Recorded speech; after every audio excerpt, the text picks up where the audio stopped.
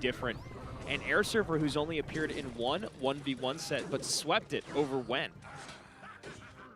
That was a big-time win, and AirSurfer hasn't played an insane amount this season, but he's done well when he has. Overall 6 and 4 in head-to-head play, and a big part of that is just how stacked this lineup is and how many times his teammates have swept.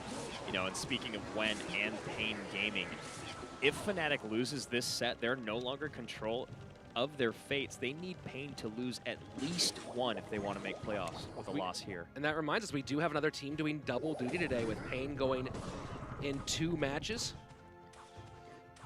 So AirSurfer here going to eat that barb hit, going to send one of his own. So minor Prince control for Javi.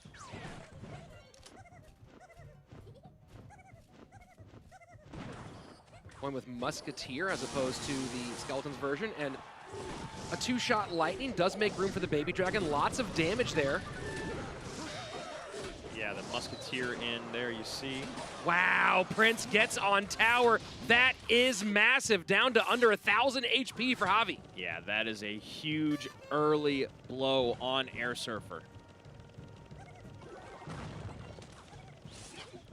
So AirSurfer takes a big swing at his opponent's tower. Javi14 responds even bigger, and now you see a little bit of emotes flying out. We are heading into double elixir time, and this is already a hotly contested contest.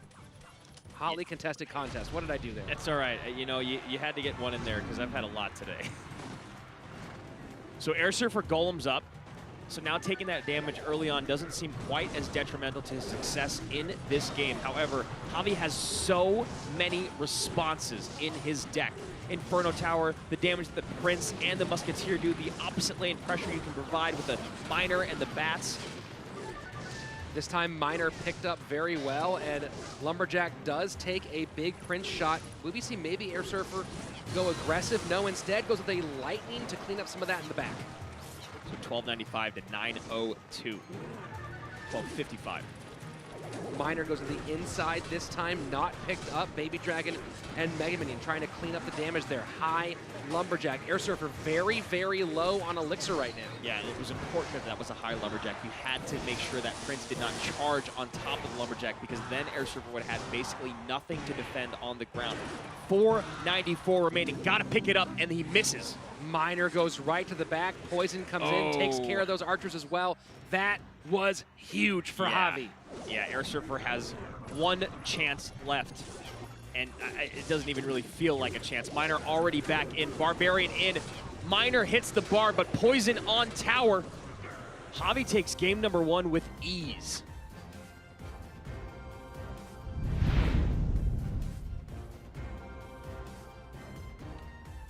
Game number 2, Javi with 1 in hand. AirSurfer needs 2 in a row to bring this one back for Complexity. Gotta wonder what kind of changes he's making to get himself back on track. Yeah, and he has to really just shake off that last game. It didn't go his way. There was a big misplay there with the Prince that was a big-time connection for Javi, and AirSurfer's just got to let it go because there's too much riding on the line to play tilted.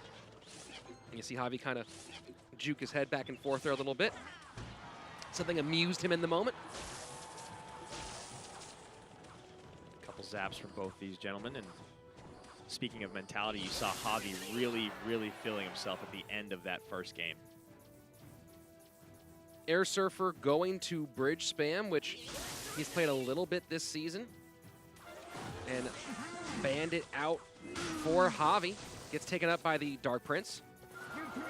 First minute away. AirSurfer slightly ahead. Defensive Miner.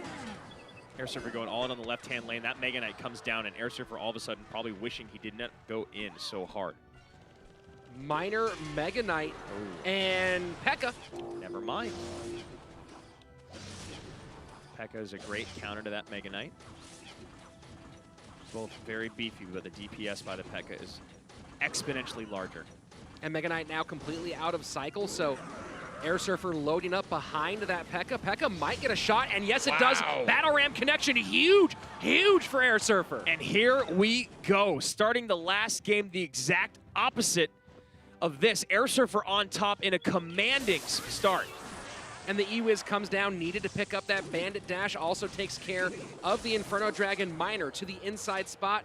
Bandit not quite there. Javi14 just a little kind of like, come on, let me get it exactly how I want it. Yeah, Javi knowing that he's been making a handful of mistakes, maybe getting a little bit overconfident based off of the success in that last game. And now AirSurfer in a position to play the P.E.K.K.A again on this Mega Knight.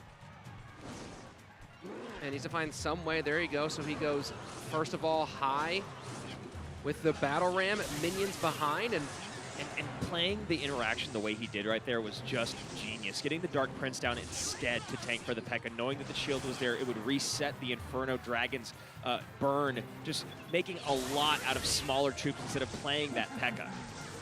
Final 30 seconds of regulation. E-Wiz in front of the Bandit. Dark Prince does move around. Shield absorbs that shot, and Javi cycles Mega Knight in the back to defend against this push. So AirSurfer turns on his own and gets a P.E.K.K.A in the back. Miner goes to the inside to draw the P.E.K.K.A to the opposite lane. One of the great plays in the game, and the P.E.K.K.A pulled to the opposite lane. Now AirSurfer in a lot of trouble. That was massive. P.E.K.K.A just going off to nowhere. Mega Knight on tower. AirSurfer must be sweating right now. That was insane, and you see an Inferno Dragon on. That's it. Oh, that is gonna do it. God. Javi14 with the Miner pull to the opposite lane. One of the